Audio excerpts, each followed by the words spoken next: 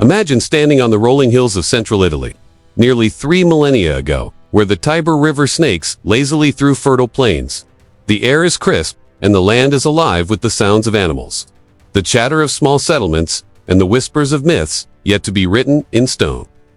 This is where the story of Rome begins, not as a grand empire of marble and conquest, but as a humble collection of villages and tribes, an idea that would one day shape the world. A tale of twins and destiny.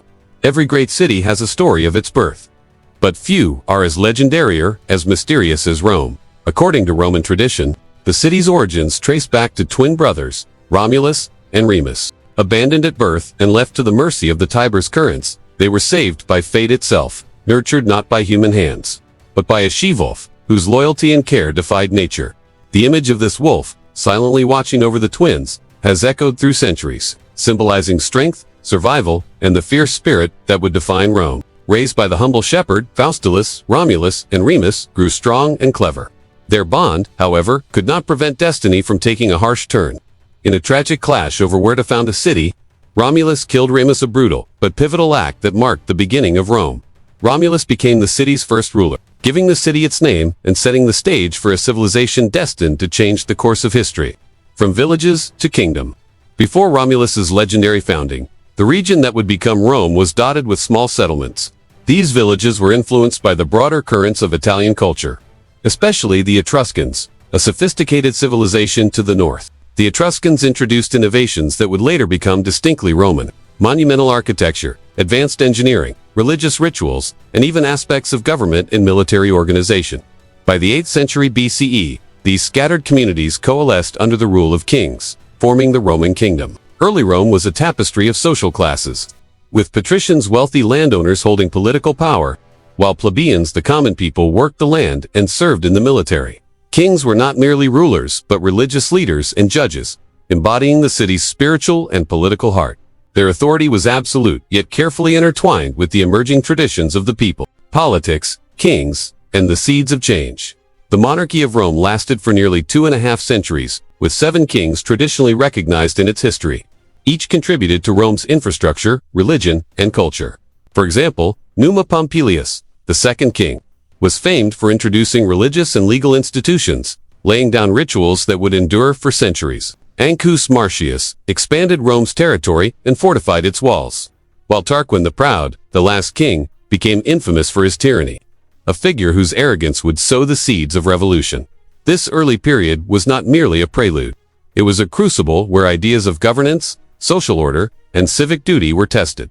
Kingship taught Romans the delicate balance between authority and accountability, between power and the consent of those governed. Interestingly, while these rulers had immense power, the Roman people, especially the patricians, gradually pushed back, shaping a political consciousness that valued debate, law, and collective decision-making. The birth of the Republic. The story of Rome's transition from monarchy to republic is as dramatic as any myth. Around 509 BCE, the Romans, fed up with the abuses of Tarquin the Proud, rose against their king. This revolt was not just political. It was deeply personal and symbolic. It represented a rejection of unchecked power and the birth of a new ideal, that citizens, not a single ruler, could shape their destiny. The monarchy was replaced by a republic, a system where power was shared among elected officials, the Senate, and the assemblies. Romans invented checks and balances, creating a political structure designed to prevent the rise of another tyrant. Consuls, elected annually, held executive authority, while the Senate, composed of patricians, advised and guided decisions. Plebeians, though initially marginalized, gradually gained rights, setting a precedent for civic engagement that would resonate for centuries. A civilization in motion. What is remarkable about Rome's origins is how myth and reality intertwined. The tale of Romulus and Remus captures the imagination, but beneath the legend lies a story of human ingenuity, survival, and the drive to organize society. Early Rome was a city of experimentation, of blending Etruscan innovations with local traditions, of negotiating the tension between rulers and the ruled, and of cultivating a sense of identity that would endure for centuries. By the end of the Roman kingdom, the foundations of an empire were quietly taking shape. Roads were being laid, temples erected, and laws codified. These early centuries may seem modest compared to the grandeur of later Rome, but they were vital. Every brick of the Forum, every ritual in the temples, every law debated in the Senate, carried the echoes of Rome's humble beginnings. Interesting fact, a city born from rebellion, One of the most fascinating aspects of Rome's early history is its seamless blend of myth and political reality. The shift from monarchy to republic was not just a historical milestone. It became a moral story, teaching Romans and later the world that tyranny could be challenged, and that civic virtue mattered more than inherited power. The Republic would go on to inspire countless societies. Centuries later, with its lessons on governance, citizenship, and resilience, the origins of Rome are a testament to the power of human imagination, ambition, and courage. From the legendary she-wolf nurturing abandoned twins to the streets of a fledgling city ruled by visionary kings, every element of Rome's early story hints at the greatness to come. The Romans learned early on that survival depended not just on strength, but on law, strategy, and community.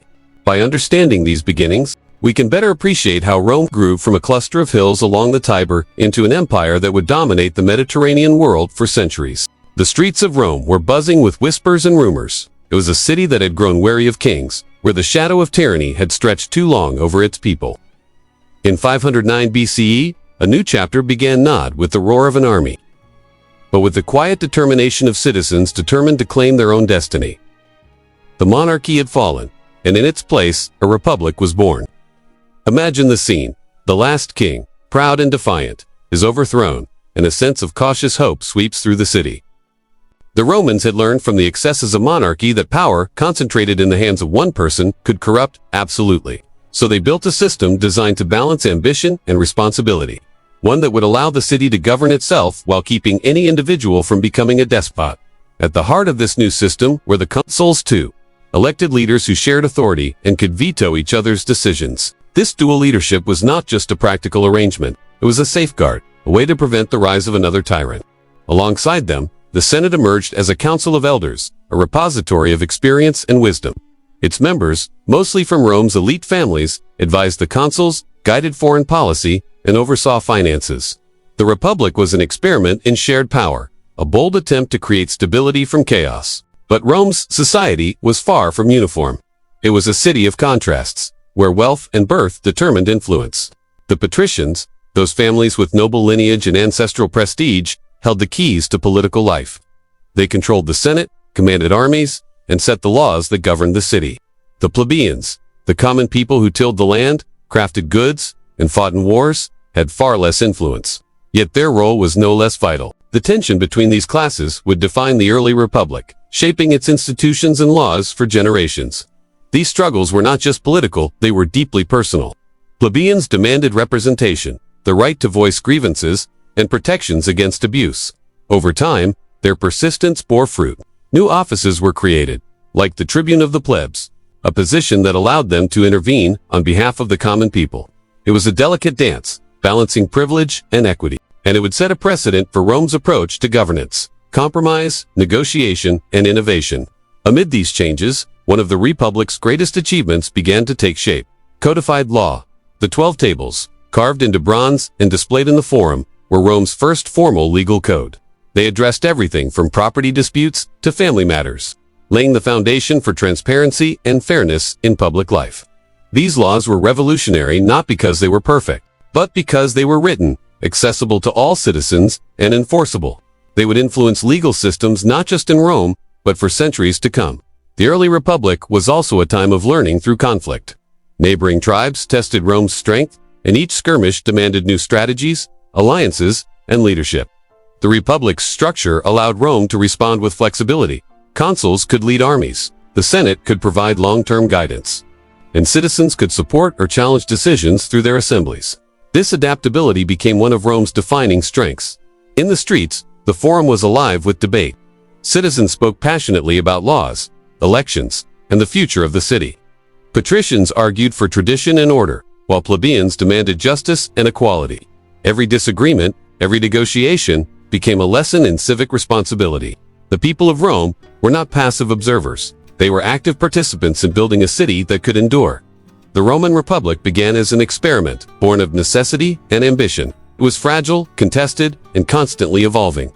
Yet, in its very structure, lay the seeds of resilience.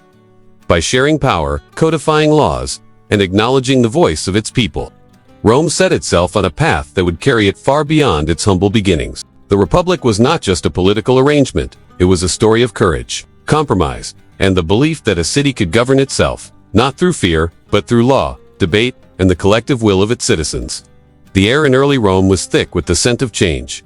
The Republic, still new and fragile, was not built overnight. Its foundation rested not just on laws and offices, but on the constant negotiation of power, the daily struggles of ordinary citizens, and the fierce ambition of Rome's elite. In this chapter of history, we see how Rome transformed from a city wary of kings into a republic that valued debate, civic duty, and law above all else.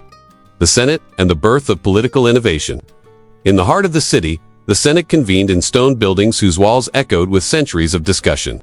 It was a council unlike any other of its time, composed mainly of patricians. It wielded authority without the trappings of kingship. While consuls executed decisions, the Senate advised, debated, and sometimes restrained. Its members were men of experience, educated in the ways of diplomacy and warfare, and bound by the understanding that the fate of Rome rested on their shoulders. Yet the Senate alone could not govern. Rome's political genius lay in its balance of power. The consuls, 2 at a time, were elected annually, ensuring no individual could monopolize authority. Each consul had the power to lead armies, enforce laws, and manage the city, but each was checked by the other and by the assemblies of citizens. The Republic was an experiment in controlled power system that forced rulers to consult, negotiate, and respect the voices of those they governed. This innovation extended beyond offices. Rome's political system encouraged civic participation in ways that were unusual for the ancient world. Citizens could vote, propose legislation, and even hold leaders accountable. Though the system initially favored patricians, it planted the seeds for broader inclusion, demonstrating an early understanding of checks and balances that would inspire political thought for centuries. Patricians and plebeians, a society in tension. Rome's society was defined by contrasts. The patricians, proud and wealthy, traced their lineage back to Rome's earliest families. They controlled land, commanded armies, and held the keys to political power. Their influence was pervasive, from the Senate chambers to religious rituals that reinforced their social status. Yet the plebeians were the lifeblood of the Republic. Farmers, artisans, merchants, and laborers made up the majority of the population.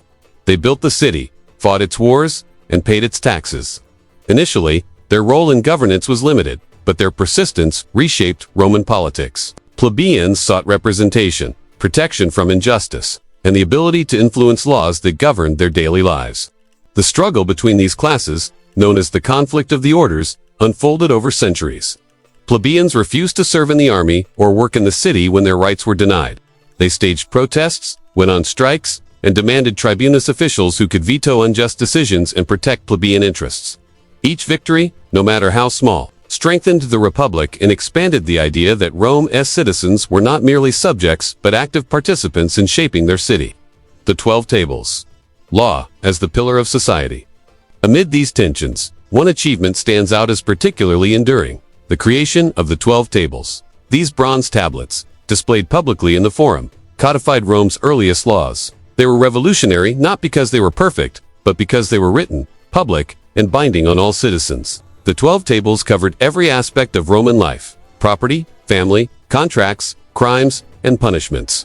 They brought transparency to a society where previously laws were interpreted by patricians and could be applied arbitrarily.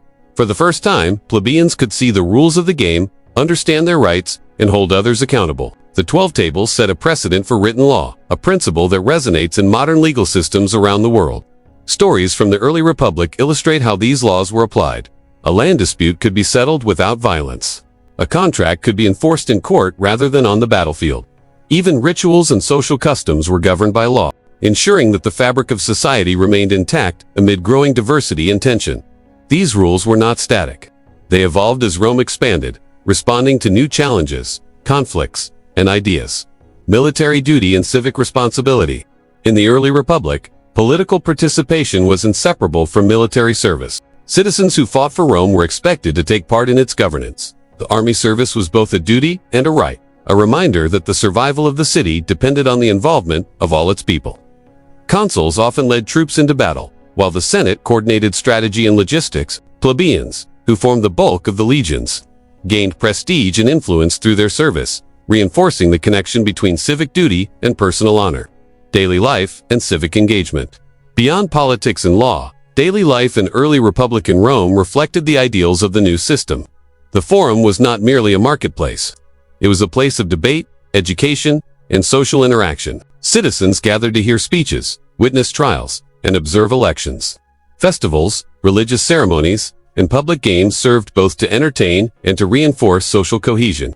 Religion, law, and politics were intertwined, each reinforcing the legitimacy of the Republic and the shared identity of its citizens. The Republic's fragile beginnings. Despite these innovations, the Republic was far from secure. Internal conflicts between patricians and plebeians persisted. Rivalries among consuls could lead to paralysis or even violence. External threats from neighboring tribes and rival cities constantly tested Rome's resilience. Yet in every challenge, the Republic adapted. Its leaders learned to compromise, to innovate, and to use law and civic institutions as tools of stability. The early Republic was a laboratory of governance. It demonstrated that power could be shared, that law could protect the weak, and that citizens could shape their destiny. These lessons were hard-won, forged in struggle, debate, and occasional bloodshed. But they created a foundation that would support centuries of growth, conquest, and cultural achievement. Legacy of the early Republic. Looking back, it is remarkable how much of the modern world owes to these early experiments.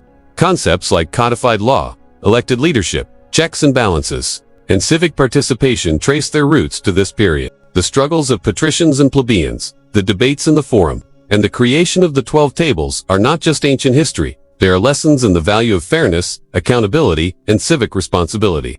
Rome's Republic began as a fragile experiment, but it endured because it recognized a simple truth.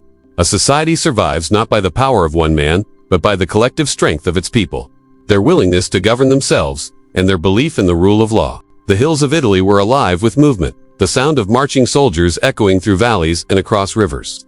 In the early centuries of the Republic, Rome was still a city surrounded by rivals, each controlling their own territories and claiming their own ambitions. But the Romans were not content with merely surviving. They were building a city that demanded influence, that sought security through dominance, and that understood, perhaps instinctively, that power in Italy would come not just from strength, but from strategy, discipline, and clever alliances. Conflicts on multiple fronts. Rome's neighbors were many, each a challenge in its own right. These Samnites, fierce warriors from the rugged hills of central Italy, were known for their skill in mountain warfare and their relentless tenacity. The Etruscans, once rulers of early Rome, still controlled important cities in the north, their wealth and culture a constant reminder of Rome's ambitions. Further south, the Greek city-states dotted the coasts of Campania and Sicily, bringing with them advanced military tactics, fortified settlements, and a different way of life that fascinated and threatened the Romans in equal measure. These conflicts were not brief skirmishes. Wars stretched over decades, testing the Republic's resources, its leadership, and the resilience of its people. Roman generals learned to adapt. They studied their enemies, adopted the strengths of their rivals, and developed a military system that was both flexible and disciplined. Unlike many of their neighbors, Roman soldiers were not mere levies, called for one campaign and sent home. They were trained, organized, and bound by duty to the state. The army became an institution, a school of discipline that produced both fearsome warriors and capable leaders. Military innovation and discipline. Roman military organization was revolutionary for its time.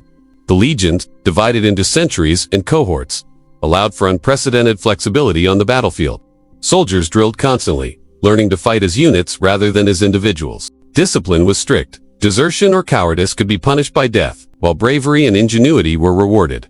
Commanders learned to exploit terrain, to use formations strategically, and to integrate cavalry, infantry, and siege tactics in ways that often confounded their enemies. One notable feature of Roman strategy was their willingness to adapt. When facing the Samnites in the mountains, they learned the importance of mobility and supply lines. Against the Greeks in southern Italy, they incorporated elements of phalanx, formations, and siege engineering. And with the Etruscans, they studied fortifications and city layouts. Understanding that warfare was not just about battle, but also about control, influence, and infrastructure. The role of alliances. Rome's expansion was not achieved by force alone. Diplomacy and alliances played a critical role. The Romans were shrewd in their negotiations, offering terms that combined security and opportunity.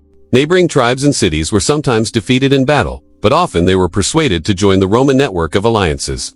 In return, they were allowed to maintain a degree of autonomy, provided they contributed troops and resources when Rome demanded. These alliances created a web of loyalty that spread Roman influence far beyond the city's walls. Cities that were once rivals became partners. and Rome's authority was reinforced not only by soldiers on the battlefield but by a network of cooperative cities committed to its success. This strategic mix of coercion and cooperation allowed Rome to expand more efficiently than other ancient powers, transforming its political and military reach across the Italian peninsula, engineering and roads as tools of control. Control over Italy was not just about armies and treaties. It was also about infrastructure. Roads became the arteries of Roman power, connecting Rome to distant towns, garrisons, and allies. These roads allowed armies to move quickly, supplies to be transported efficiently, and communication to flow reliably. The Appian Way, among the earliest and most famous of these roads, became a symbol of Rome's organizational genius. It allowed the Republic to project power, respond to threats, and maintain cohesion across a rapidly expanding territory. The roads were more than practical tools. They were instruments of integration. They linked cultures, facilitated trade, and spread Roman law and customs. A town connected to Rome by road was not merely a distant settlement, it became part of a larger system, tied to the Republic politically, economically, and militarily. The combination of roads and alliances created a network that bound Italy together under Roman influence, without the need for constant conquest. The human element, soldiers and citizens. Rome's expansion in Italy was also a story of people. Soldiers marched tirelessly through rugged mountains, crossed rivers, and endured harsh winters. They faced enemy ambushes, starvation, and disease, yet their commitment to the Republic never wavered. Behind them, citizens worked to supply food, weapons, and materials, understanding that Rome's survival depended on collective effort. Every victory was built on the coordination of these countless individuals, whose labor, courage, and ingenuity made the Republic stronger. Stories from this period highlight both triumph and tragedy. Entire legions could be trapped in mountain passes, cities could rise against Roman authority, and alliances could falter under pressure. Yet each challenge strengthened the Republic's systems. Leaders learned to plan meticulously, soldiers became more disciplined, and citizens grew invested in the success of a city that increasingly defined their identity. Cultural influence and integration. As Rome expanded, it absorbed not only territories but cultures. Greek art, philosophy, and urban planning influenced southern Italy, while Etruscan engineering and religious practices shaped Roman society in the north. Rome's approach was pragmatic: conquer, integrate, and adapt. Local customs were often preserved, but within a framework that reinforced Roman authority. This allowed the Republic to govern a diverse population without inciting constant rebellion, creating a model of cultural assimilation that would define its later empire. The strategic importance of geography. Italy's geography played a dual role in Rome's expansion. Mountain ranges, rivers, and coastlines presented natural challenges to military campaigns, but they also offered defensive advantages once territories were secured. Rome learned to use geography to its benefit. Fortified towns on hills, garrisons along strategic passes, and roads linking key locations. This understanding of terrain combined with disciplined legions and strategic alliances made Rome a force that neighboring powers could not easily match. Lessons from the wars. The wars with the Samnites, Etruscans, and Greeks were more than military exercises. They were lessons in governance, logistics, and resilience. The Republic realized that expansion required more than battlefield victories. It required the careful management of conquered peoples, the integration of diverse cultures, and the construction of infrastructure to maintain cohesion. Each campaign left behind not just conquered territory, but experience, knowledge, and systems that would serve Rome in future conflicts far beyond Italy. The Republic emerges stronger. By the end of this period, Rome had transformed from a city-state surrounded by rivals into a dominant power in the Italian peninsula. Its legions were disciplined, its alliances strong, and its infrastructure robust. The combination of military prowess, political innovation, and strategic planning allowed Rome to maintain control over a growing network of territories. This expansion set the stage for the next phase of Roman history, conflicts that would take the Republic beyond Italy, shaping the Mediterranean world for centuries to come. Rome's expansion in Italy was not accidental. It was the result of careful planning, relentless discipline, and an understanding that power was as much about networks and logistics as it was about courage on the battlefield.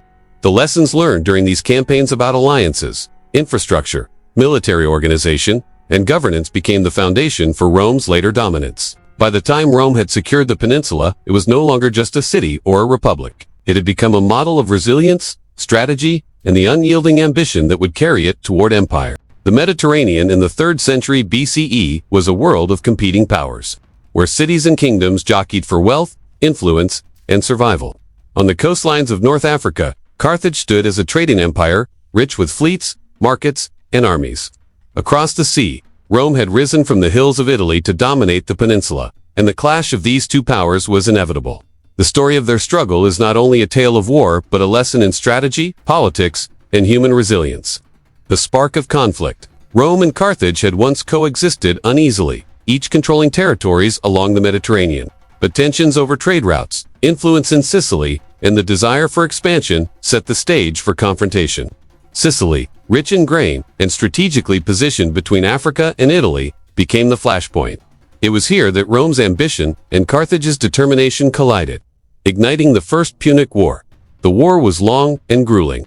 Naval battles stretched across the waters, forcing Rome, traditionally a land-based power, to adapt quickly. Roman engineers built fleets capable of rivaling Carthage, inventing devices like the Corvisab boarding bridge that allowed soldiers to fight hand-to-hand on enemy ships. Victory came at great cost, with countless lives lost, but Rome emerged stronger, proving that innovation and determination could overcome even the mightiest adversaries. Hannibal and the march across the Alps. The Second Punic War is remembered not only for its battles, but for one man whose name became legend, Hannibal Barca, a Carthaginian general of extraordinary skill and daring. Hannibal struck fear into the heart of Rome. His campaign began in Hispania, modern-day Spain, and included one of the most audacious military maneuvers in history, crossing the Alps with tens of thousands of soldiers, cavalry, and war elephants. Imagine the scene: snow-laden peaks, treacherous cliffs, and icy rivers. Hannibal's army pressed forward, enduring hunger, frostbite, and attacks from local tribes. The Romans could scarcely believe that an enemy had arrived on their doorstep with such determination.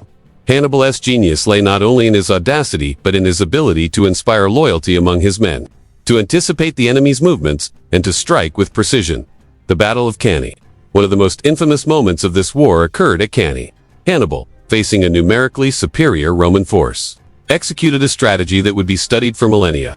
By carefully arranging his troops and luring the Romans into a trap, he encircled them completely. Roman soldiers fought valiantly, but the tactical brilliance of Hannibal's plan resulted in a devastating defeat, with tens of thousands of Romans killed or captured. Despite the catastrophe, Rome's response was remarkable. Rather than surrendering or fracturing under the blow, the Republic mobilized reserves, raised new legions, and adapted its strategies. This resilience, a hallmark of Roman society, allowed the city to endure what might have broken any other power. Leadership became more flexible, and the Senate coordinated campaigns across multiple fronts, ensuring that the Republic could recover from even the most devastating losses. Turning the tide. The war dragged on for years. Hannibal achieved tactical victories but struggled to secure lasting political support within Italy. Many cities remained loyal to Rome, while others cautiously observed from the sidelines. Meanwhile, Rome launched campaigns in Hispania and North Africa, targeting Carthaginian strongholds and cutting supply lines. Generals like Scipio Africanus demonstrated not only courage but strategic foresight, learning from Hannibal's tactics and applying them in ways that gradually shifted the balance of power. The final confrontation came at Zama here. Roman discipline, innovation, and strategic planning overcame even Hannibal's brilliance. Scipio Africanus managed to neutralize Carthage's elephants, reorganize his forces, and force a decisive Roman victory. Carthage sued for peace, marking the end of the Second Punic War and cementing Rome as growing dominance over the western Mediterranean. The Third Punic War and the fall of Carthage. Rome's control over the Mediterranean was not fully secure until the Third Punic War, decades later. Carthage, weakened but still influential, resisted Rome's dominance. Rome, determined to remove any future threat, besieged the city, ultimately destroying it completely. The survivors were sold into slavery, and Carthage's lands became part of the Roman Republic. The fall of Carthage symbolized not just a military victory but the triumph of Roman strategy, persistence, and political will. Political lessons and strategy. The Punic Wars taught Rome invaluable lessons about governance and diplomacy. Victory required more than battlefield skill. It demanded careful planning, flexible leadership, and the ability to coordinate across distant territories. The Senate played a critical role in mobilizing resources, negotiating alliances, and maintaining public morale. Roman generals were not only military leaders but political actors, balancing ambition with the needs of the Republic. Rome also demonstrated the power of endurance. Even after catastrophic losses, the city refused to yield, raising new armies, rebuilding its economy, and maintaining the loyalty of allies. This resilience became a defining characteristic of the Republic, illustrating that survival in the ancient world depended on more than raw strength. It depended on organization, strategy, and the capacity to adapt. Infrastructure and Mediterranean control. Rome's dominance extended beyond military conquest. Roads, ports, and fortified towns allowed the Republic to control its territories efficiently. Trade flourished under Roman oversight, while colonies and garrisons secured key regions. The Republic's approach combined coercion and cooperation, ensuring that conquered peoples were integrated into its system, contributing to economic and military strength while remaining under Roman authority. Cultural exchange and influence. Through these wars, Rome not only expanded its territory, but also absorbed ideas, technology, and culture from its adversaries. Carthaginian, maritime skills, Greek philosophy, and military innovations enriched Roman society. These influences were carefully adapted, becoming part of Rome's identity while serving the practical needs of governance and conquest. The Republic learned from its enemies, turning competition into opportunity. The Mediterranean as a Roman lake. By the end of the Punic Wars, Rome had transformed the Mediterranean from a contested arena into a Roman-dominated region. Trade routes, military garrisons, and political alliances stretched across the sea, connecting distant territories under a single vision of power and organization.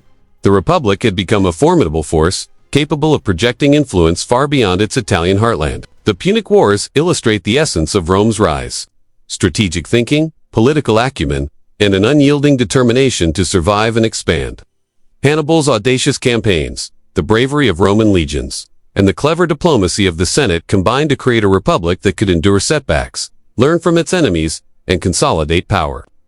By the end of this era, Rome was no longer a regional power. It was a Mediterranean superpower, its influence stretching across seas, shaping the politics, economics, and culture of an entire region for centuries to come. The story of Rome's rise to dominance over the Mediterranean is as much about human ambition and resilience as it is about strategy and war. By the time the Punic Wars reached their height, the Republic had been tested in ways that few nations ever endure. Every battle, every march across unforgiving terrain, every negotiation in a smoky Senate chamber contributed to the shaping of a power that would dominate the ancient world for centuries. The march into the unknown. Hannibal's journey through the Alps remains one of the most remarkable military feats in history. Picture an army of tens of thousands of soldiers, cavalry, and elephants struggling over snow-clad peaks. Winter winds cut through layers of clothing, rivers swelled with melted snow, and narrow mountain passes threatened to crush the soldiers against cliffs. Hannibal himself, mounted atop a horse, moved along the precarious paths, issuing orders, calming fears, and pushing his men beyond what they thought possible. For the Romans, the Alps had seemed a natural barrier. They believed that Carthaginian ambition could be checked by geography alone. Yet Hannibal's crossing demonstrated that audacity, preparation, and careful leadership could overcome nature itself. It was a lesson in boldness that would haunt the Republic in the years to come. The human cost of war. As Hannibal descended into the plains of Italy, his army had been reduced by disease, starvation, and the harsh winter. But the men who survived were hardened, disciplined, and motivated by the vision of victory. On the Roman side, citizen soldiers faced repeated defeats, yet the fabric of the Republic held firm. Families supported the war effort, providing food and supplies. While the Senate coordinated reinforcements and raised new legions, the people of Rome understood that survival required more than courage in battle. It demanded organization, sacrifice, and faith in the Republic's institutions. Each citizen played a role, whether fighting on the front lines, managing resources, or participating in political decisions that ensured the continuity of leadership. The Republic's resilience was as much a societal achievement as a military one. The trap at Cannae. The Battle of Cannae exemplifies Hannibal's brilliance and Roman tenacity. Facing a numerically superior Roman force, Hannibal arranged his troops in a concave formation, inviting the Romans to press forward. As the Roman lines advanced, the Carthaginian wings encircled them, creating a deadly trap. Thousands of Roman soldiers perished in a matter of hours, their courage unable to overcome the tactical genius of their enemy. Yet even in defeat, Rome refused to surrender. The Republic demonstrated an extraordinary capacity to absorb loss, adapt strategy, and recover. Armies were rebuilt, leaders reorganized, and the Senate coordinated campaigns to prevent further devastation. Cannae became a cautionary tale, a reminder that even the most skilled adversaries could not destroy Rome's enduring political and social system. Scipio, Africanus, and the turning tide. Rome's response to Hannibal's campaigns was not mere reaction. It was strategic evolution. Generals like Scipio, Africanus studied Hannibal's tactics, learned from mistakes, and introduced innovations of their own. When Scipio invaded Carthaginian territory in Hispania and later North Africa, he forced Hannibal to return to defend his homeland, shifting the balance of power. At the Battle of Zama, Scipio confronted Hannibal with disciplined legions and clever deployment of cavalry. He neutralized the Carthaginian elephants, organized his troops to counter encirclement tactics, and forced Hannibal into a decisive defeat. The victory at Zama marked the end of Carthage's threat and solidified Rome's supremacy in the western Mediterranean. The fall of Carthage. Decades later, Rome would eliminate any lingering threat from Carthage entirely. The Third Punic War culminated in the siege and destruction of the city, a brutal demonstration of the Republic's determination to secure dominance. Streets that had once teemed with life were reduced to rubble, survivors were enslaved, and Carthage ceased to exist as an independent power. This was not simply a military victory, it was a statement that Rome would not tolerate rivals who could challenge its authority. Lessons in strategy and diplomacy. The Punic Wars illustrate that military skill alone is insufficient for lasting power. Rome's success relied on integrated strategy, disciplined armies, flexible leadership, intelligence gathering, and careful political maneuvering. The Senate coordinated resources and mobilized allies. Generals balanced ambition with duty, and citizens maintained morale through participation and sacrifice. Rome's diplomacy was equally critical. Alliances with neighboring cities, the integration of conquered peoples, and careful treatment of potential collaborators ensured stability across the Republic's growing network of territories. The combination of coercion and cooperation became a defining characteristic of Roman expansion. Infrastructure and control.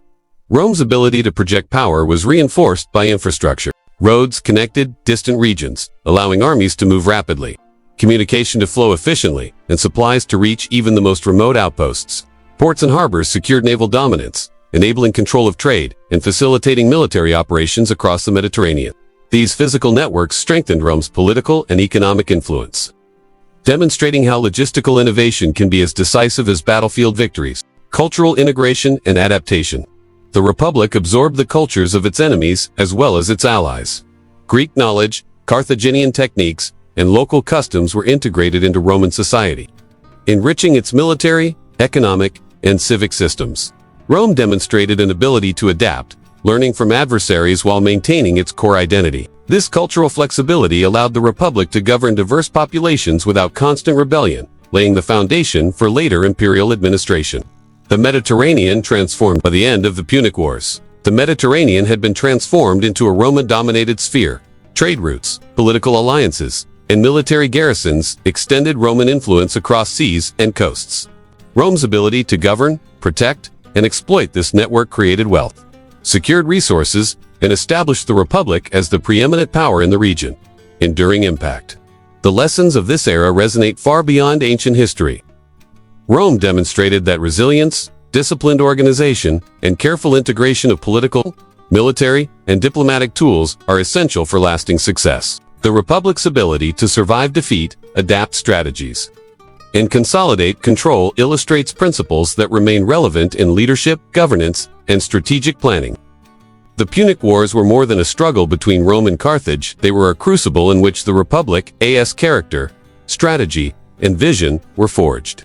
Hannibal's audacity, the courage of Roman soldiers, the ingenuity of leaders like Scipio, and the coordinated efforts of citizens and politicians, together created a system capable of enduring extraordinary challenges. By the end of these wars, Rome had secured not only victory but dominance, demonstrating that power is not merely won on the battlefield but achieved through planning, resilience, and the ability to govern effectively. Rome, having conquered much of Italy and the western Mediterranean, now faced challenges from within. The Republic, once praised for its resilience and balance of power, began to show cracks under the weight of expansion. The wealth of newly conquered territories created opportunities for the few and resentment among the many. Political factions grew increasingly polarized, and the clash between ambition, power, and principle would reshape the very foundation of Roman governance. The dividing lines of politics. In the heart of the city, the Senate chambers echoed with debate and intrigue. Senators, accustomed to centuries of shared governance, found themselves divided.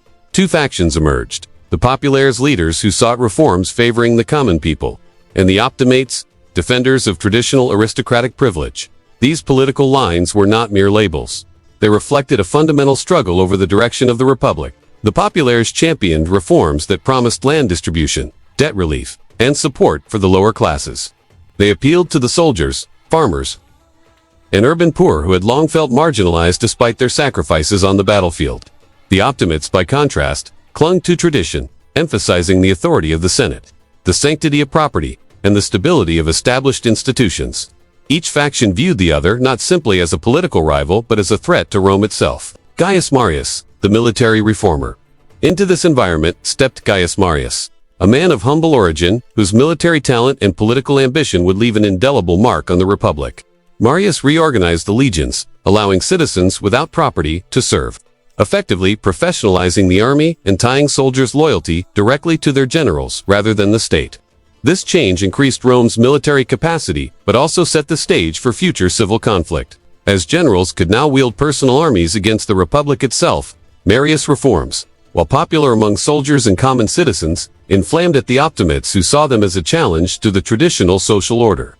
His victories and campaigns abroad brought prestige and power, further blurring the lines between military achievement and political authority. Rome was changing, and the mechanisms that had preserved the republic for centuries were proving insufficient for the new reality of professional armies and personal loyalty.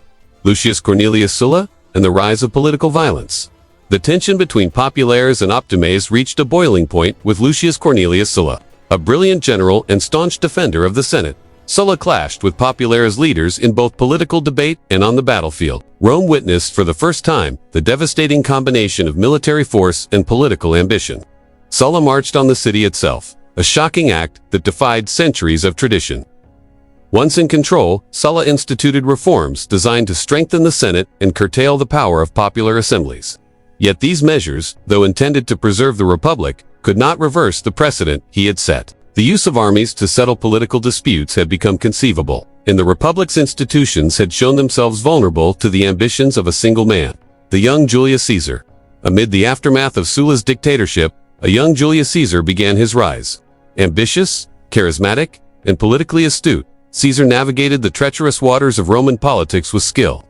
Aligning himself with the populares, he championed reforms while cultivating the loyalty of both the people and his soldiers. His campaigns in Gaul further enhanced his reputation and power, making him a figure whose influence rivaled the authority of the Senate itself.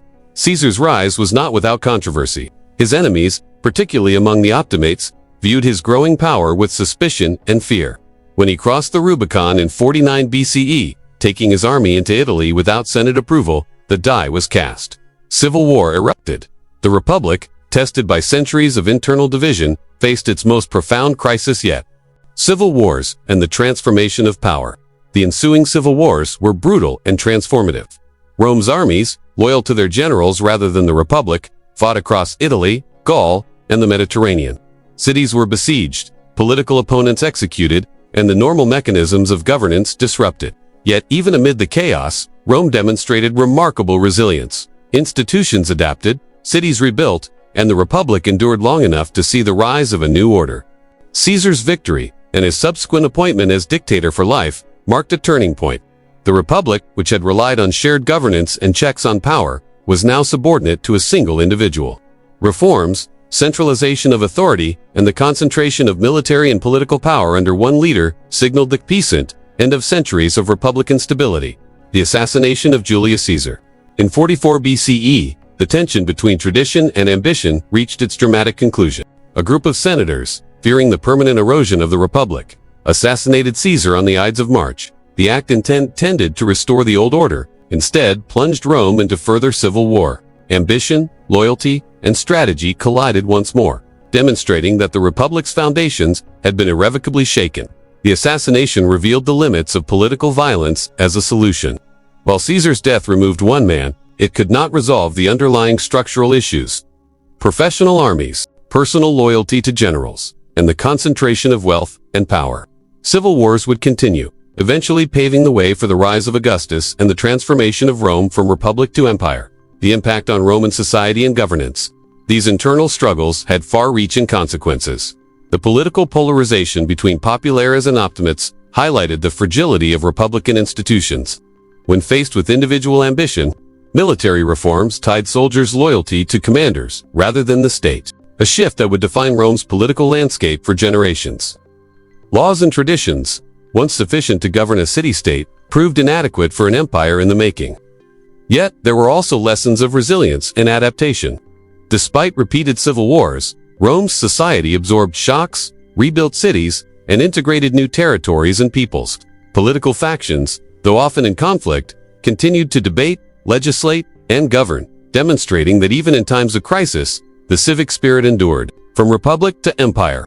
By the end of this period, it was clear that Rome's transformation was inevitable. The republic, with its centuries-old institutions, could not withstand the pressures of personal ambition, professional armies, and social inequality. Civil wars had demonstrated both the strengths and weaknesses of Roman governance. They prepared the stage for the emergence of the empire, a system capable of concentrating authority, maintaining stability across vast territories, and continuing Rome's expansion and influence. The internal struggles and civil wars of Rome illustrate the complex interplay between power, ambition, and governance. Leaders like Marius Sulla and Caesar shaped the republic through reforms, campaigns, and personal ambition, testing the limits of institutions designed for a smaller, more homogeneous city-state. Civil wars revealed both the resilience of Roman society and the vulnerabilities of its political system. Ultimately, these conflicts set the stage for the birth of the empire, transforming Rome from a republic of citizen legislators to a centralized power governed by emperors, while leaving lessons in leadership, strategy, and the consequences of unchecked ambition that resonate to this day. Rome had survived centuries of internal struggle, civil wars, and political upheaval, but the city and its territories were far from stable. The republic, weakened by decades of power struggles and military conflict, stood at a crossroads. Amid this uncertainty, one man emerged whose vision, strategy, and political acumen would redefine Rome forever: Octavian, later known as Augustus. His rise to power marked the birth of the Roman Empire, a period of stability, expansion, and cultural achievement that would endure for centuries. The final war of the Republic.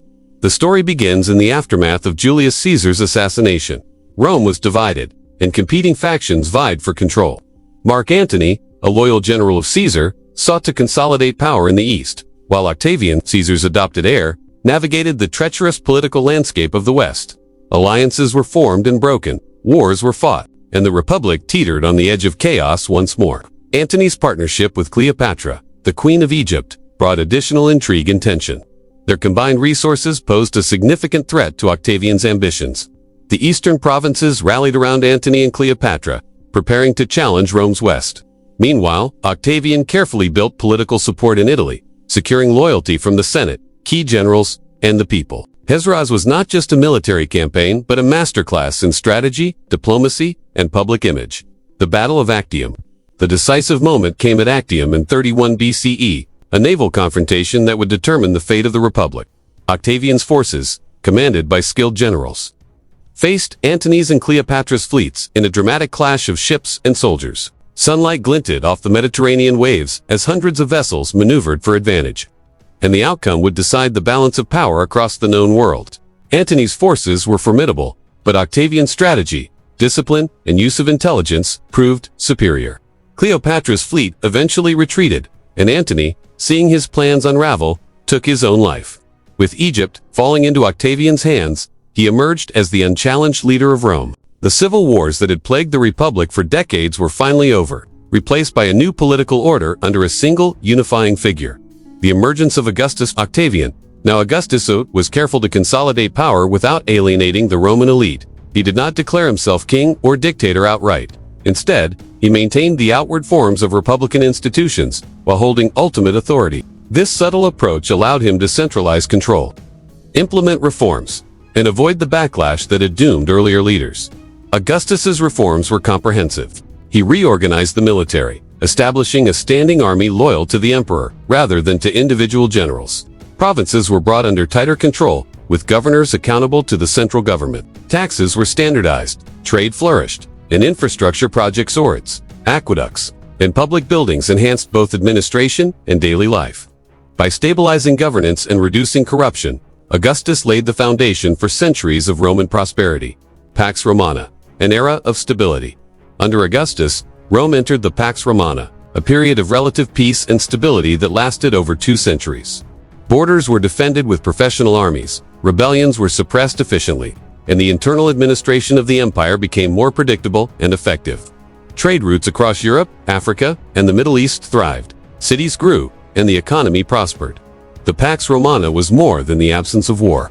It was a time of cultural, architectural, and social development. Temples, forums, and amphitheaters rose across the empire, showcasing the wealth and artistic sophistication of Rome.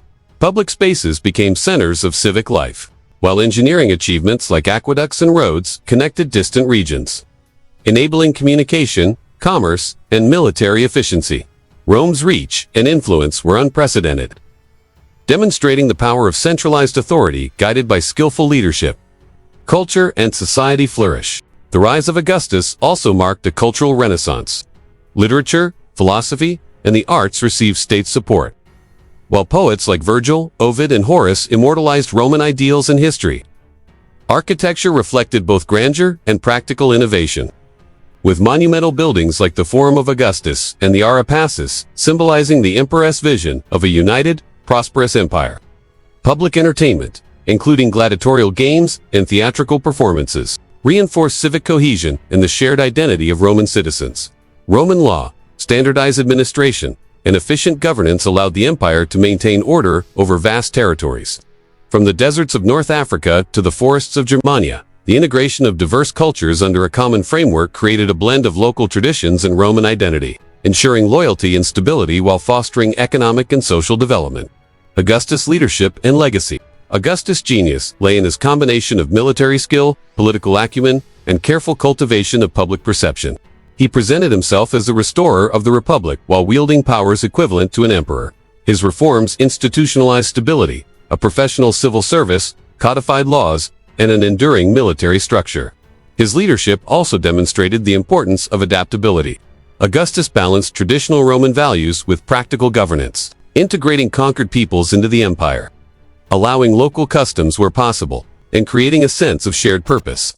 This approach strengthened loyalty, reduced resistance, and ensured the longevity of the empire. Infrastructure and expansion. Infrastructure projects were both symbolic and practical. Roads connected provinces to Rome, facilitating troop movements and trade. Aqueducts delivered fresh water to cities, supporting population growth and public health. Ports and harbors expanded maritime commerce, while fortifications secured borders. The empire's administration was strengthened by census taking, tax collection, and legal standardization, ensuring resources were efficiently allocated. Rome's expansion under Augustus also set the stage for centuries of influence. Newly integrated territories provided soldiers, resources, and trade, reinforcing the empire's dominance. The combination of military security, administrative efficiency, and cultural integration allowed Rome to maintain control over vast regions with relative stability. The broader impact of the empire. The rise of Augustus transformed Rome from a city-state struggling with internal conflict to a centralized empire capable of projecting power across 3 continents. The Republic's centuries-long experiment in shared governance had evolved into a system where authority, law, and administration were coordinated under a single, effective leader.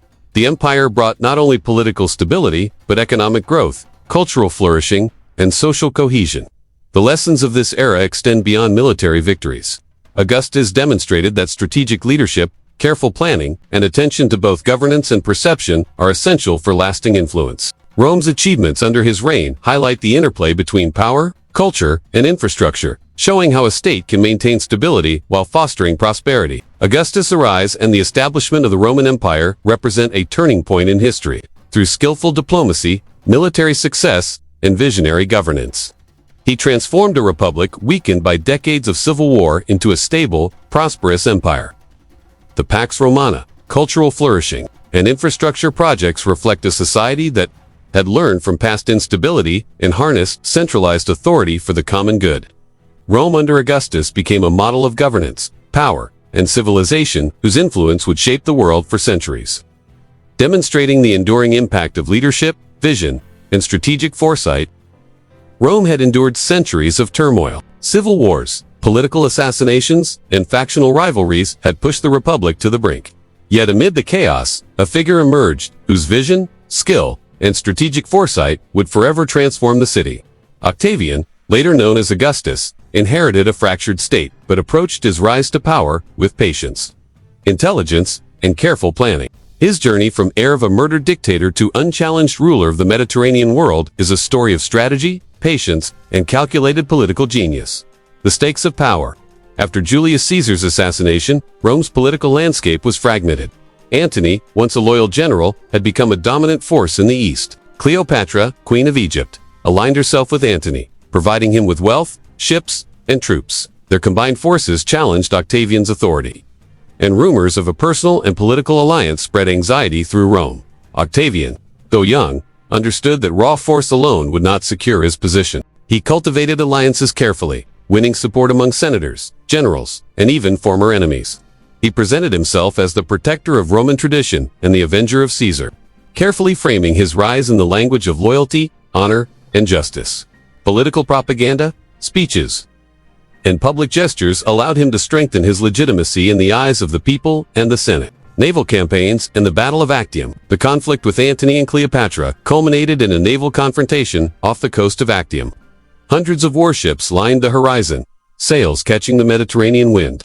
Octavian's commanders executed meticulous maneuvers, cutting off supplies and isolating enemy vessels. Cleopatra's fleet attempted to outflank Octavian, while Antony sought to use his larger force to crush the opposition. The battle unfolded with precision and chaos intertwined. Roman soldiers trained under Octavian's allies moved with discipline, while warships engaged in boarding actions and missile exchanges. Ultimately, Antony's forces were overwhelmed. Cleopatra's retreat, followed by Antony's tragic death, marked the end of opposition. Egypt fell under Roman control, not as a rebellious kingdom, but as a province integrated into a growing empire. Octavian had achieved what few leaders could, unifying the Mediterranean under his authority without destroying the institutions of Rome entirely. Establishing Augustus. With military victory secured, Octavian transitioned carefully from general to emperor. He assumed the title of Augustus, signaling a divinely sanctioned authority that blended power with legitimacy. Rather than abolish the republic outright, he maintained the appearance of traditional institutions. The Senate continued to meet, magistrates were appointed, and assemblies functioned, but real authority rested with Augustus Caesar. This subtle approach ensured that the elite accepted his rule. By respecting tradition outwardly, he avoided provoking rebellion while simultaneously consolidating control. Augustus' genius lay in his ability to balance power with perception. He was emperor, yet he appeared as the humble restorer of Rome. Reforms and administration. Augustus introduced reforms that stabilized both the city and the empire. He reorganized the military, establishing a permanent, professional army loyal to the state and personally to the emperor. This ensured that Roman forces could respond quickly to threats without empowering individual generals to challenge central authority. Provincial administration was standardized. Governors were appointed with clear responsibilities and accountability. Taxes were systematized, and corruption was monitored through a network of inspectors. Trade, communication, and resource allocation became more efficient, creating economic stability across vast territories. Rome was transformed from a city-state with fragile political structures into a highly organized empire capable of enduring challenges. The Pax Romana, the establishment of peace, later called the Pax Romana, allowed Rome to flourish culturally, economically, and socially. Borders were secured, rebellions suppressed swiftly, and military power projected across Europe, Africa, and Asia Minor. Cities grew as trade networks expanded. Grain from Egypt, olive oil from Hispania, and luxury goods from the east circulated widely, enriching the population and supporting urban growth. The Pax Romana also enabled societal development. Public works, entertainment, and civic institutions strengthened the identity of Roman citizens. Roads linked distant provinces to the heart of Rome. Aqueducts brought water to cities, and amphitheaters provided spaces for communal gathering. Stability allowed ordinary citizens to invest in agriculture, trade, and craftsmanship without fear of constant upheaval. Cultural flourishing. Under Augustus, Roman culture reached new heights. Architecture reflected both grandeur and practicality. Temples, forums, and public buildings projected authority while serving civic needs. The Arab passes celebrated peace and prosperity. Monumental forums facilitated trade, law, and governance. Cities across the empire adopted Roman architectural styles, unifying diverse regions under a shared cultural aesthetic. Literature thrived. Poets and writers, supported by Augustus' patronage, celebrated Roman values, history, and ideals. Figures such as Virgil, Horace, and Ovid produced works that would resonate for centuries, embedding Roman identity into art and literature. Public festivals, theater, and games reinforced social cohesion, providing shared experiences that strengthened loyalty to both Rome and Augustus. Infrastructure and innovation. Infrastructure projects were both symbolic and functional. Roads, stretching thousands of miles, connected provinces to Rome, facilitating troop movement, trade, and governance. Aqueducts carried water to urban centers, supporting population growth and public health. Ports allowed for secure maritime trade, while fortifications protected borders from invasions. Augustus' investment in infrastructure transformed Rome from a city-state into a logistical and administrative powerhouse, capable of sustaining a vast empire, economic stability, and prosperity. With borders secured and internal governance strengthened, the empire experienced economic growth. Trade networks expanded across the Mediterranean and into Europe, Asia, and Africa. Cities prospered, markets thrived, and wealth circulated widely. Standardized coinage, taxation, and legal systems facilitated commerce. While state investment in infrastructure reduced costs and improved efficiency, ordinary citizens benefited from these developments, experiencing improved quality of life, better food supply, and more predictable governance. Legacy of Augustus. Augustus' reign demonstrated that effective leadership is about more than military conquest. It requires political skill, attention to governance, economic planning, and cultural vision. By blending authority with the appearance of tradition, he secured loyalty, minimized rebellion, and established systems that would endure long after his death. His leadership marked the transformation of Rome from a republic weakened by internal strife to an empire capable of maintaining stability, prosperity, and cultural achievement over vast territories. The rise of Augustus represents the culmination of centuries of Roman experience, lessons learned from civil wars, political conflict, and territorial expansion. Through strategy, diplomacy, and careful consolidation of power, Augustus established an empire capable of enduring challenges while fostering economic, cultural, and social growth. Cities flourished, infrastructure advanced, trade expanded, and the Roman identity was strengthened across continents. The Pax Romana, monumental architecture, and administrative reforms set the foundation for centuries of imperial stability, demonstrating that vision, skill, and careful governance can transform a fractured state into a lasting civilization. By the time Rome had stabilized under Augustus, the foundations of a vast empire had been laid. The Republic, once fragile and fractured, had transformed into a civilization capable of governing millions across 3 continents. Over the following centuries, Rome would reach the height of its power, under a series of emperors whose vision, leadership, and ambition would extend its borders, advance its infrastructure, and elevate its culture to levels rarely seen in the ancient world. The empire expands. The reign of Emperor Trajan, who ruled from 98 to 117 CE, represents a defining moment in Rome's territorial expansion. Trajan's campaigns pushed the empire to its greatest geographical extent, stretching from the sands of Arabia to the forests of Germania, and from the Atlantic coast to the shores of the Persian Gulf. These campaigns were not merely exercises in conquests. They were meticulously planned operations that combined military strategy with diplomacy, logistics, and local administration. Trajan was known as both a soldier and a builder. His legions carved roads through mountains, erected bridges across rivers, and constructed forts and supply depots that allowed armies to operate far from Rome. His victory in Dacia, in what is now Romania, brought immense wealth to the empire through the region's gold mines, funding public works, infrastructure, and monumental architecture in the heart of Rome itself. These campaigns exemplified Rome's approach: military conquest, followed by integration, infrastructure, and administration. Hadrian, consolidation and defense. Following Trajan, Hadrian chose a different approach.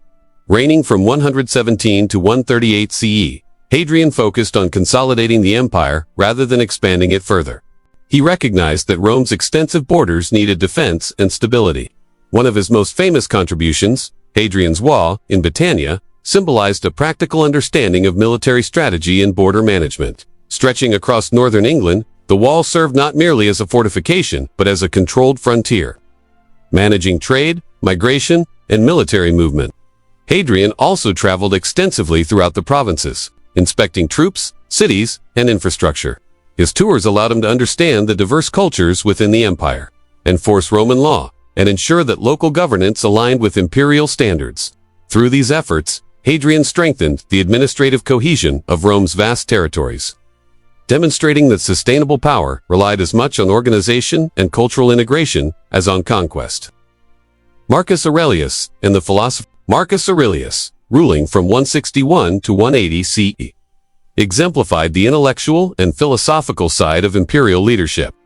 Known as the philosopher-emperor, he was deeply influenced by Stoicism, emphasizing duty, rationality, and moral virtue. His reign was marked by both military conflict, particularly along the Danube frontier, and the cultivation of wisdom and reflection. Marcus Aurelius' Meditations, written during campaigns, offer insight into the mind of a ruler balancing personal reflection, civic responsibility, and the immense pressures of empire. His example illustrates that Rome's strength was not merely military or administrative, it was also cultural. Emperors shaped values, philosophy, and civic identity, reinforcing social cohesion across a vast and diverse population. The peak of the empire combined discipline, governance, and cultural vision, creating a model of leadership admired for centuries. Roman law and administration. The Roman Empire's success was in large part due to its sophisticated legal system and administrative structure. Roman law codified principles that ensured consistency across diverse regions. Laws regulated property, contracts, family matters, and criminal justice, providing predictability for citizens and provincial subjects alike. Magistrates, governors, and administrators enforced these laws, while Rome's bureaucracy ensured accountability and efficiency. Cities were organized according to Roman planning principles, often with forums, baths, temples, and amphitheaters serving as centers of public life.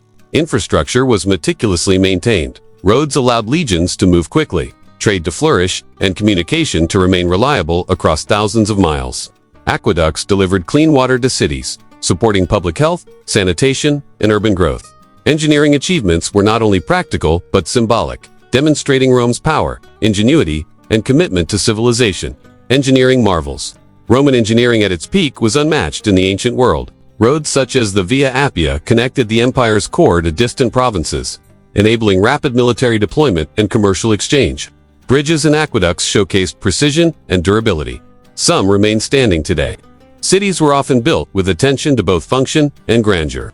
Forums and basilicas facilitated administration and commerce, while theaters and amphitheaters provided entertainment and reinforced civic identity. Monuments like the Colosseum in Rome, built to host gladiatorial games and public spectacles, reflected both engineering expertise and social cohesion. Public baths, fountains, and sewers improved hygiene and quality of life, while temples and shrines reinforced cultural and religious unity.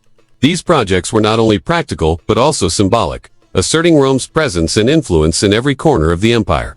Cultural achievements. Culturally, the empire flourished.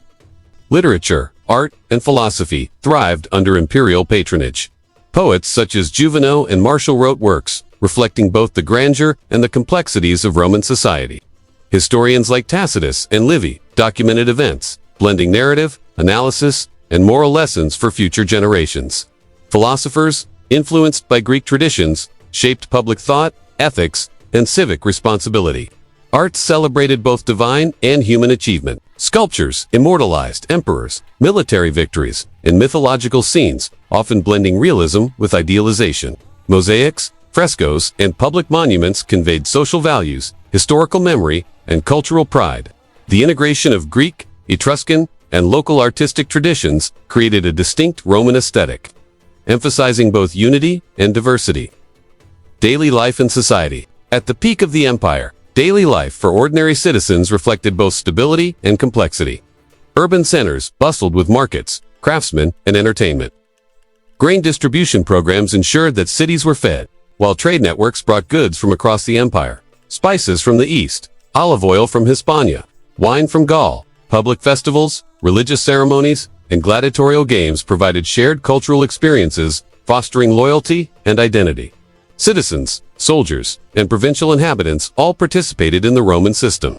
Military service offered social mobility, while provincial administrators integrated local customs with Roman governance. This integration created a sense of belonging and shared purpose, reinforcing the empire's cohesion despite its vast diversity. Rome's influence extended far beyond its borders.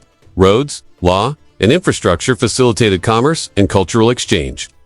Architectural and engineering principles influenced subsequent civilizations. Latin, the language of administration and literature, shaped European languages for centuries.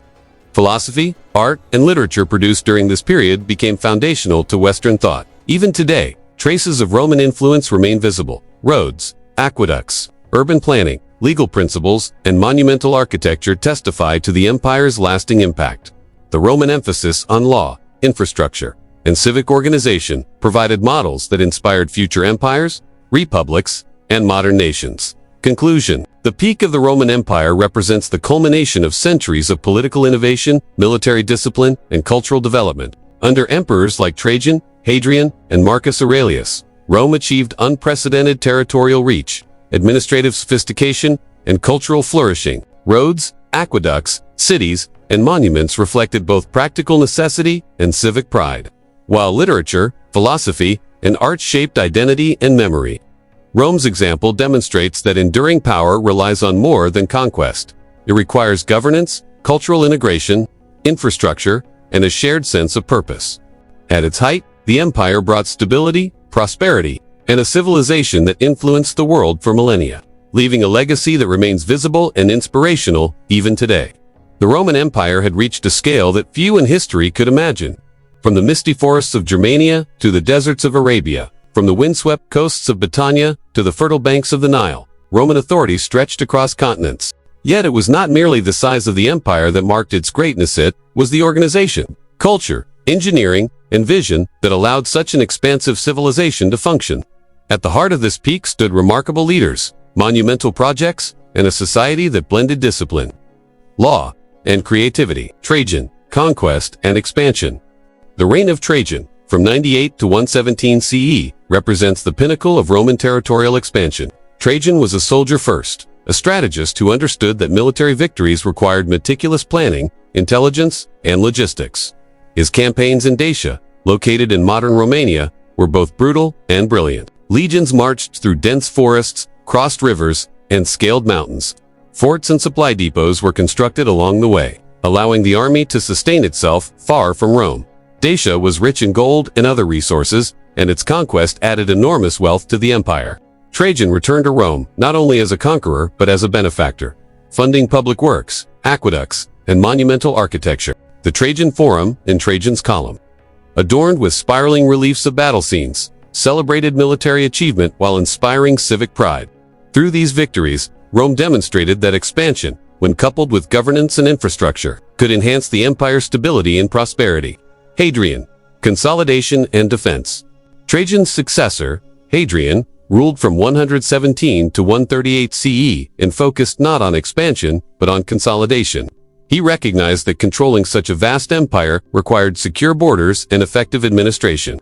Hadrian's Wall, in Britannia, became the most famous symbol of this approach, a monumental defensive structure stretching across northern England.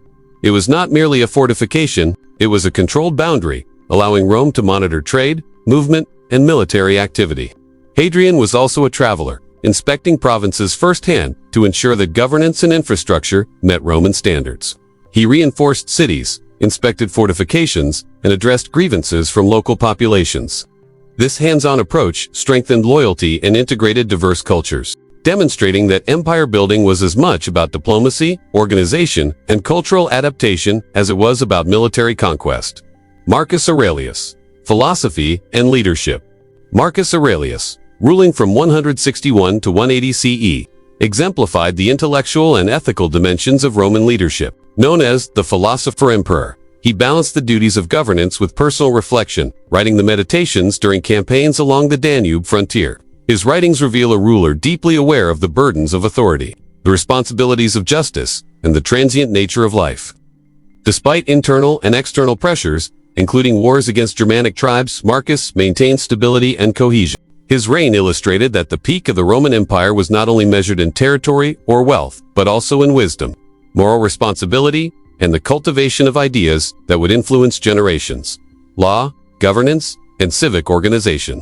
The legal and administrative systems of Rome under these emperors were critical to sustaining its peak. Roman law standardized governance across provinces, regulating property, commerce, contracts, and criminal behavior.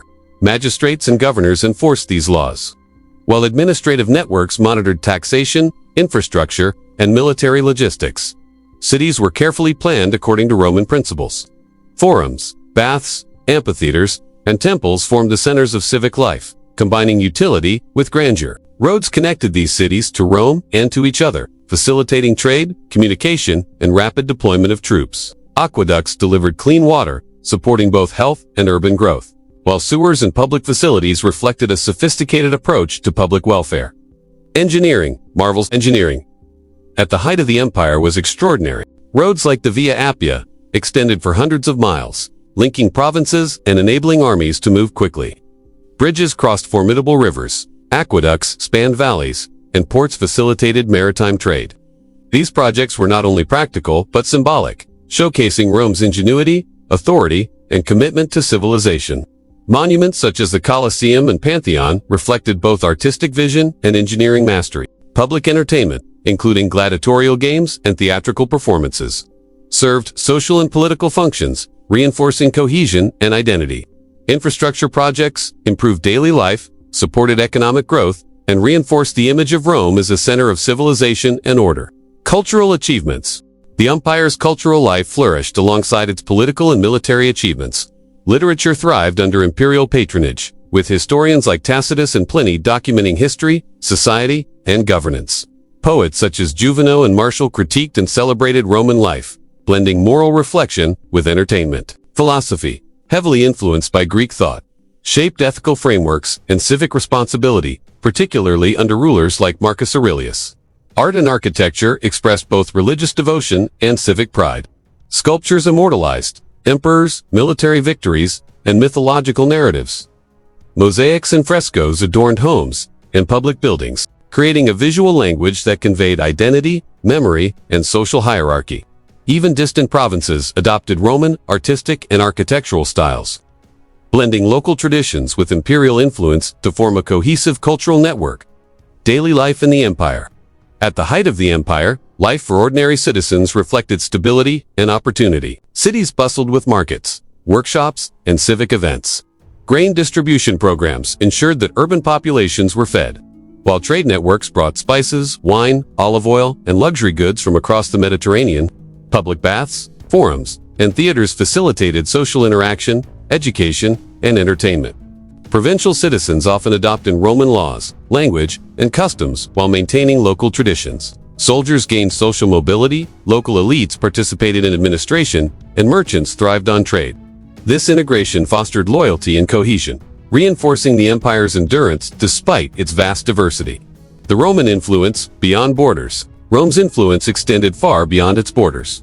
Roads, aqueducts, and urban planning served as models for future civilizations.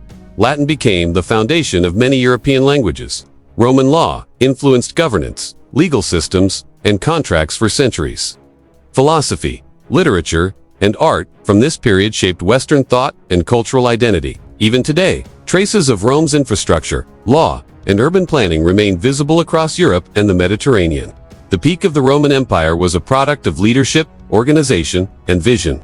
Under emperors like Trajan, Hadrian, and Marcus Aurelius, Rome achieved its greatest territorial extent, advanced sophisticated administration, and fostered cultural flourishing. Roads, aqueducts, cities, and monuments reflected both practicality and civic pride, while literature, art, and philosophy shaped identity and memory. Rome, at its zenith, demonstrates that enduring power requires more than conquest. It requires law, infrastructure, cultural cohesion, and shared purpose. The empire brought stability, prosperity, and innovation on a scale rarely seen in human history, leaving a legacy that continues to influence the modern world. By the 3rd century CE, the Roman Empire, once the unchallenged master of the Mediterranean, faced an unprecedented storm. For nearly 3 centuries, Rome had expanded, consolidated, and flourished under strong emperors, efficient administration, and disciplined armies. Roads, aqueducts, monuments, and cities symbolized both its ingenuity and its authority. Yet, as with any empire that stretches across continents, the pressures of scale, internal dynamics, and external threats began to reveal deep vulnerabilities. The 3rd century crisis. The 3rd century brought what historians later called the crisis of the 3rd century. It was a period of near-constant turmoil that challenged Rome's very survival. Political instability became the norm. Emperors rose and fell with alarming speed, many dying violently after short reigns. The Senate, once a bastion of governance, had little real influence, and the military increasingly dictated the selection of leaders. Loyalty shifted from civic duty to personal allegiance to generals and legions, eroding the old republican sense of collective responsibility. Simultaneously, the empire faced mounting economic difficulties. Inflation soared as the government debased coinage to fund military campaigns. Trade routes became insecure due to invasions and piracy, reducing the flow of essential goods. Urban populations struggled as the cost of grain rose. And farmers in provinces faced both taxation and threats from marauding tribes. The once stable economic engine of Rome now trembled under internal and external pressure, invasions and external threats. Rome's borders, once protected by disciplined legions and strategic fortifications, came under increasing strain. Germanic tribes pressed into the Rhine and Danube frontiers, while Persian forces challenged the eastern provinces. Raids and invasions were frequent, sometimes reaching deep into Roman territory, causing panic among civilians and demanding constant military response. One vivid example occurred along the Danube frontier, where Gothic and Sarmatian forces crossed into Roman lands. Entire towns faced pillaging. Fortifications had to be rapidly reinforced, and legions rushed to confront invaders with little preparation. Soldiers, often overextended, endured harsh conditions, while local populations relied on both the army and local elites for survival. The repeated strain of these conflicts eroded morale and challenged the empire's ability to maintain cohesion. Plagues and population decline amid political turmoil and invasions.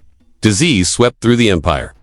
The Antonine Plague, which began in the late 2nd century and persisted into the 3rd, decimated populations across cities, towns, and provinces. Military campaigns suffered as legions were weakened by illness. Urban centers lost skilled laborers, and agricultural production declined, exacerbating food shortages. The empire, vast and interconnected, became vulnerable to the rapid spread of disease, revealing how dependent Rome had become on human resources and stable logistics. The struggle for succession, one of the most persistent problems of the crisis, was succession. Unlike modern systems of hereditary monarchy, the Roman Empire lacked a clear, stable method for transferring power. Emperors were often chosen by the army, sometimes by popularity, sometimes by assassination, and sometimes through the endorsement of influential senators.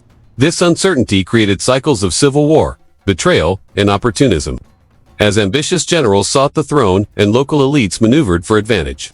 The result was constant instability. Provinces occasionally rebelled or declared independence, and local military commanders became semi-autonomous rulers. Central authority weakened, and the ideological cohesion of Rome suffered.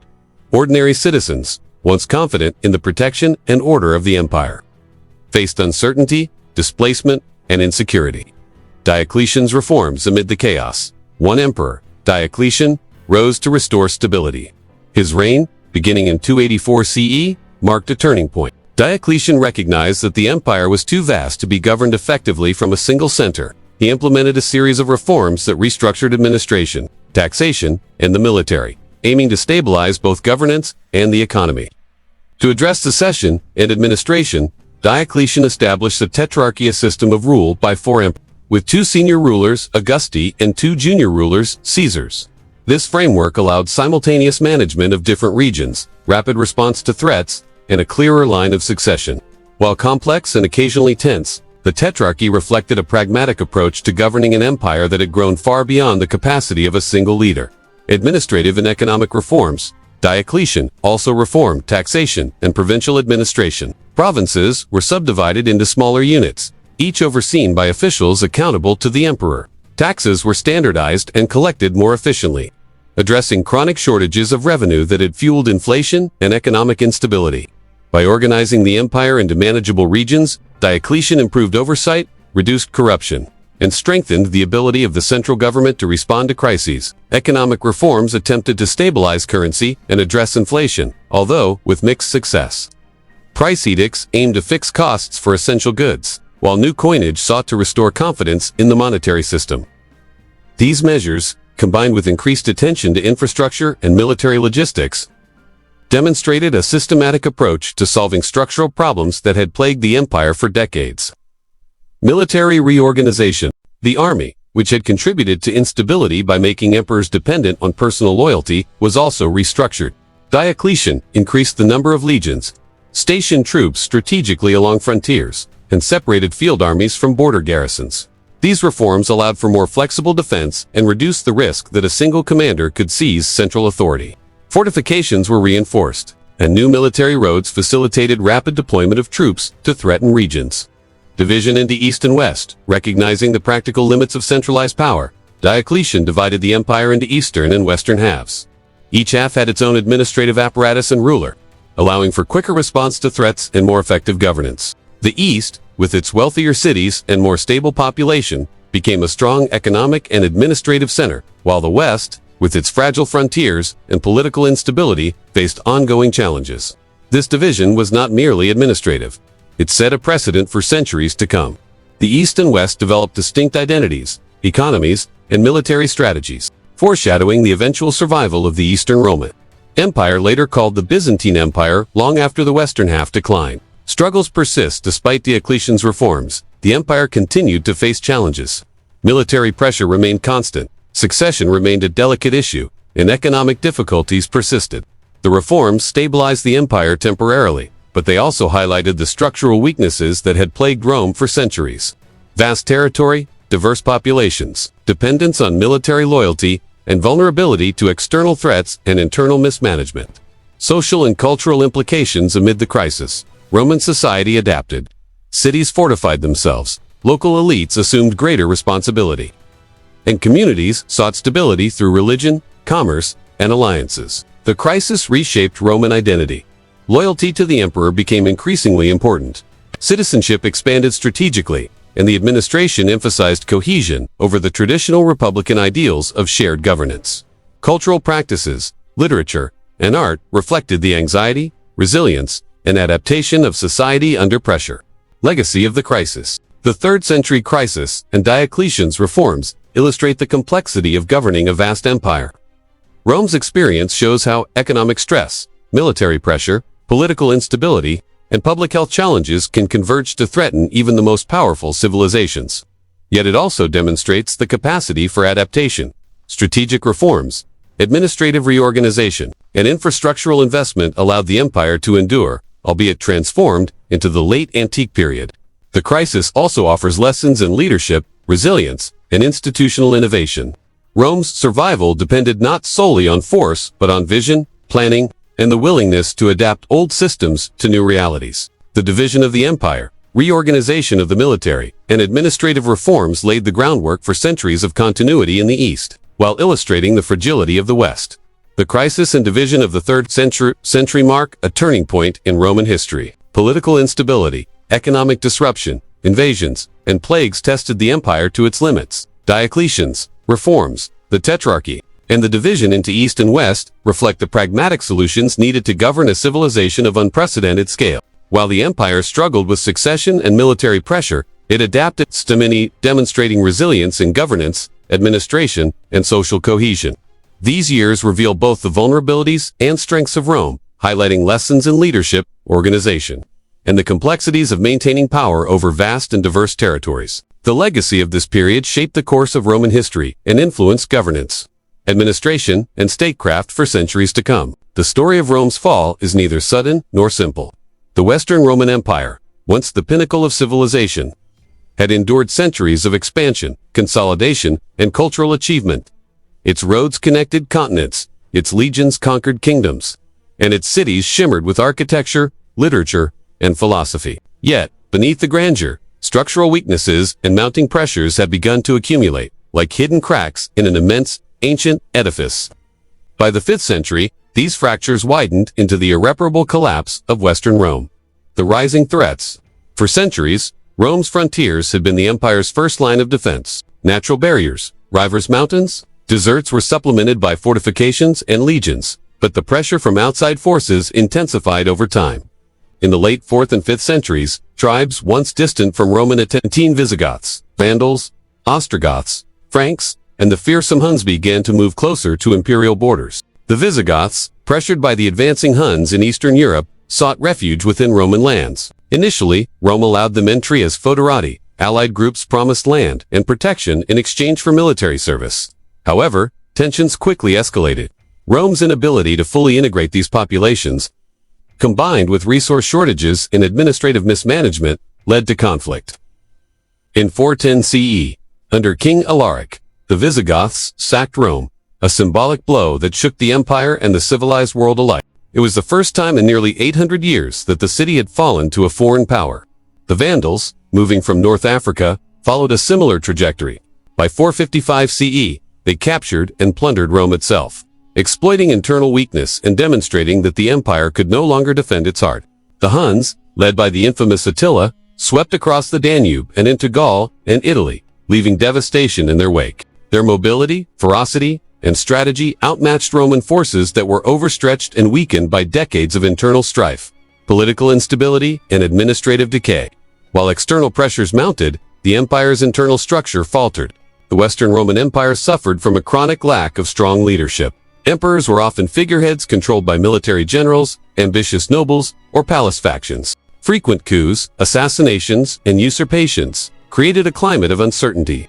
Citizens, soldiers, and provincial administrators had little confidence in central authority.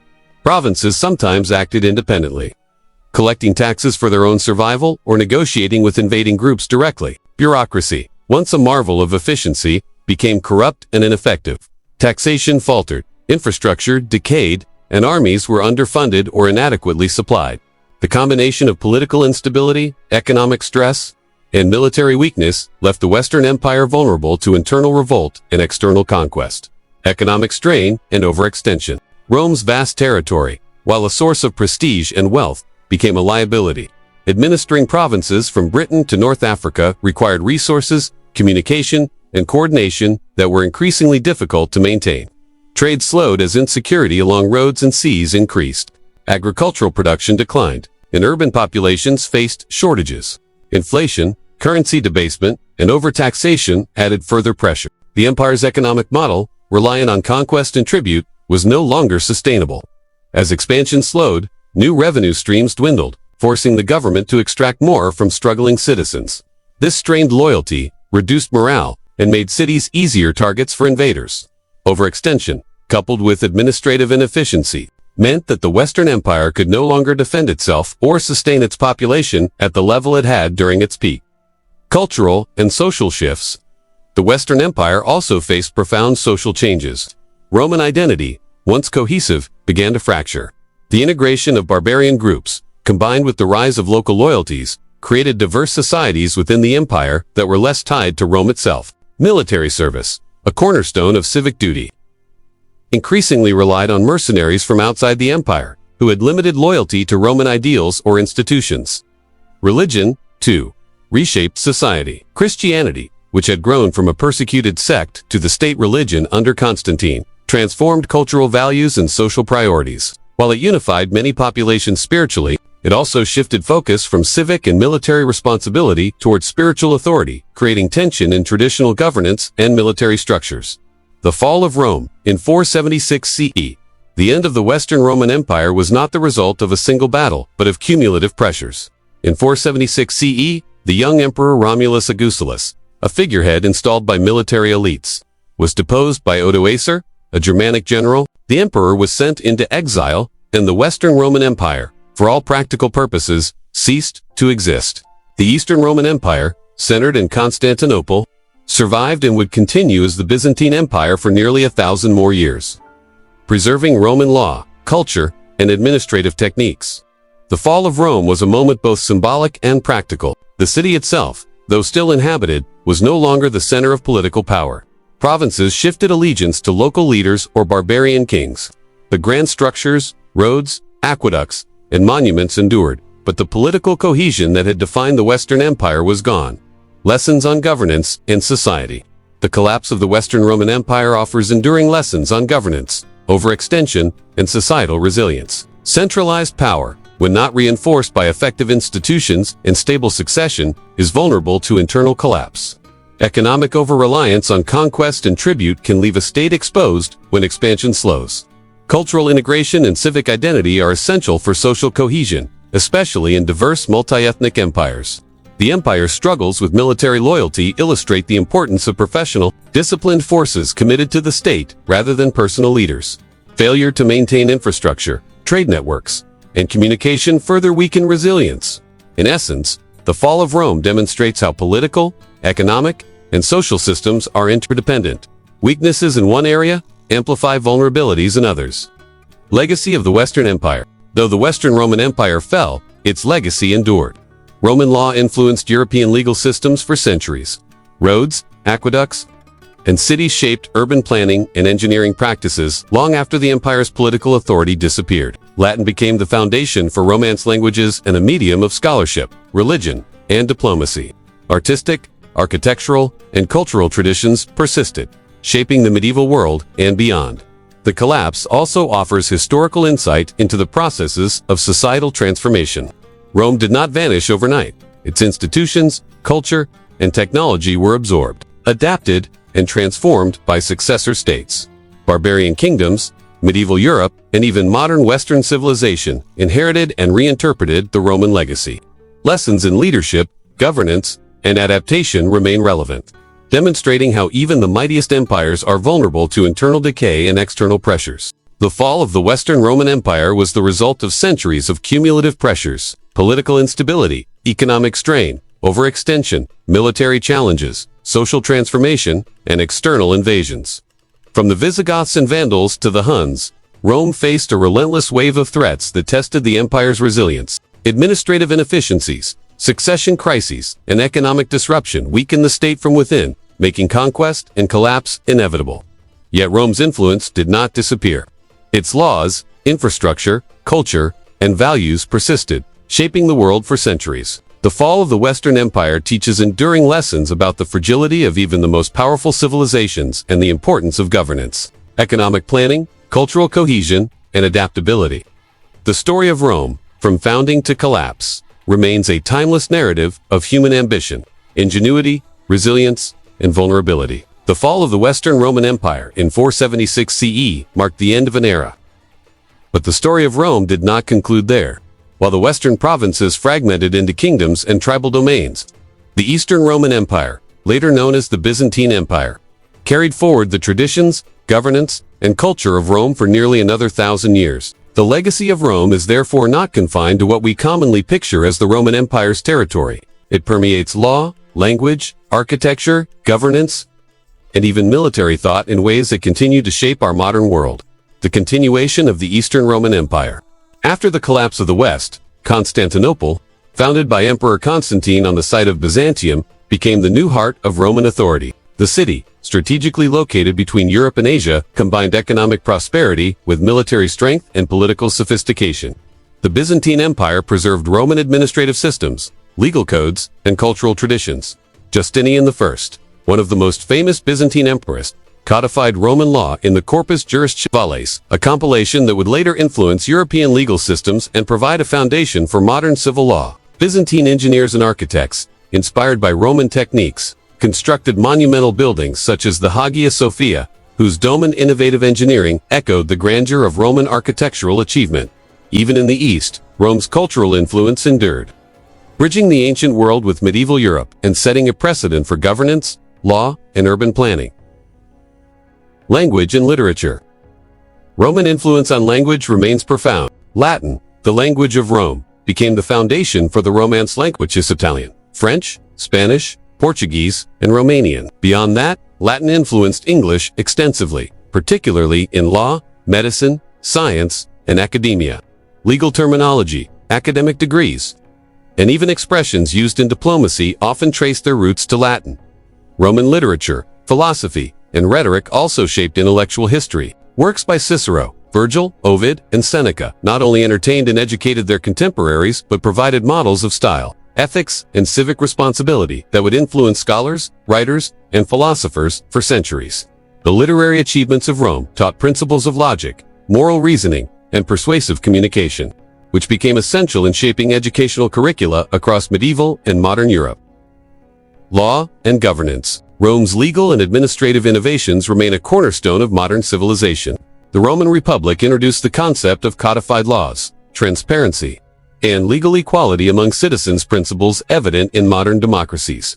The idea that laws should be written, publicly accessible, and consistently enforced was revolutionary in its time and foundational for later legal systems. Roman administrative structures also influenced how modern states organized themselves. Provinces, governors, bureaucracies, taxation systems, and civic oversight offered models for managing large, diverse territories. Republics, in particular, drew inspiration from Roman political structures. Concepts such as separation of powers, elected representatives, and checks and balances in government reflect lessons learned from both the successes and failures of Roman governance. Architecture and urban planning. Rome's architectural legacy continues to inspire architects, engineers, and city planners. The Romans perfected the use of arches, vaults, and domes, creating structures that were both functional and monumental. Roads, bridges, aqueducts, amphitheaters, and temples demonstrated engineering, precision, and aesthetic sophistication. The Pantheon, with its massive dome, the Colosseum, and aqueducts like Ponte du Gard remain testaments to Roman ingenuity and practical brilliance. Roman urban planning, principles, grid layouts, forums, public squares, sanitation systems, and public buildings have influenced cities throughout Europe and beyond. Even today, many modern cities retain patterns inspired by Roman organization, emphasizing accessibility, civic engagement, and infrastructure efficiency. Aqueducts, public baths, and road networks were not just utilitarian. They reinforced civic pride, social cohesion, and the perception of an organized, stable state. Military organization and strategy. Rome's military innovations continue to inform modern strategy. The disciplined organization of legions, tactical formations, and logistical planning set a standard for centuries of military thought.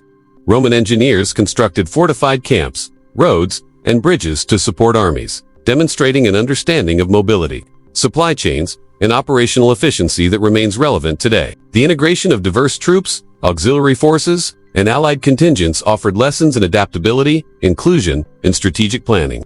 Command structures, merit-based promotion, and rigorous training shaped an army capable of both conquest and defense. Modern military academies study Roman campaigns, from Caesar's conquest of Gaul to Trajan's Dacian wars, for insights in leadership, discipline, and strategy. Cultural diffusion and exchange. The Romans were masters of cultural integration. Conquered peoples were often assimilated into the empire through law, infrastructure, military service, and cultural participation. This blend of local traditions with Roman identity created a diverse, resilient civilization. Roman art, sculpture, mosaics, theater, and public rituals influenced societies from North Africa to Britain. Even after the empire's political decline, Roman culture persisted. The Renaissance, for instance, saw a revival of classical Roman art, literature, and philosophy, demonstrating the enduring inspiration of Roman achievement. Roman ideas about civic responsibility, ethics, and public service shaped philosophical and political thought, bridging the ancient and modern worlds. Economic and trade lessons. Rome's economic system, based on agriculture, trade, taxation, and infrastructure, offers lessons for contemporary societies. Trade networks across the Mediterranean facilitated wealth, cultural exchange, and technological dissemination. Roads, ports, and standard coinage ensured connectivity. Much like modern global trade relies on transport networks, standard currencies, and logistics, Rome's experience with overextension, resource strain, and inflation highlights the importance of sustainable economic planning. Administrative efficiency, investment in infrastructure, and careful oversight were crucial for the empire's long-term stability. Lessons that resonate in managing modern states and economies. Modern connections. Today, the influence of Rome is visible everywhere. Republics adopt concepts of civic duty, citizen participation, and legal equality. Cities reflect Roman urban planning and public infrastructure. Military strategies echo Roman organizational principles and logistics. Law, language, art, architecture, and philosophy all trace deep roots to Roman innovation. Rome also provides cautionary lessons: overextension, internal division, economic imbalance, and reliance on military authority illustrate the vulnerabilities of complex societies. Understanding Rome helps us see the interplay between governance, culture, infrastructure, and social cohesion, and why these factors are critical to sustaining civilizations. Reflection on enduring legacy. The story of Rome, from its legendary founding to the height of empire, the crises, and the eventual fall of the western half, is a testament to human ambition, ingenuity, and resilience. While political authority can decline, the ideas, structures, and innovations of a civilization can outlast its institutions. Rome teaches us that leadership, planning, culture, and law shape societies for centuries, even millennia, influencing generations far beyond the lifespan of a single empire. If you've enjoyed this deep dive into Rome's enduring legacy, make sure to like this video and subscribe to my channel, Past Picture. By exploring history, we can learn not just about the past, but about leadership, innovation, and human society in ways that are still relevant today. Each empire, civilization, and culture has stories to tell, and Rome's story is one of ambition, resilience, and lessons that continue to resonate in our modern world. So, join me on History Beyond, where we uncover the past to understand the present and imagine the future. Don't forget to like, subscribe, and stay tuned for more stories from history that shape the world we live in today.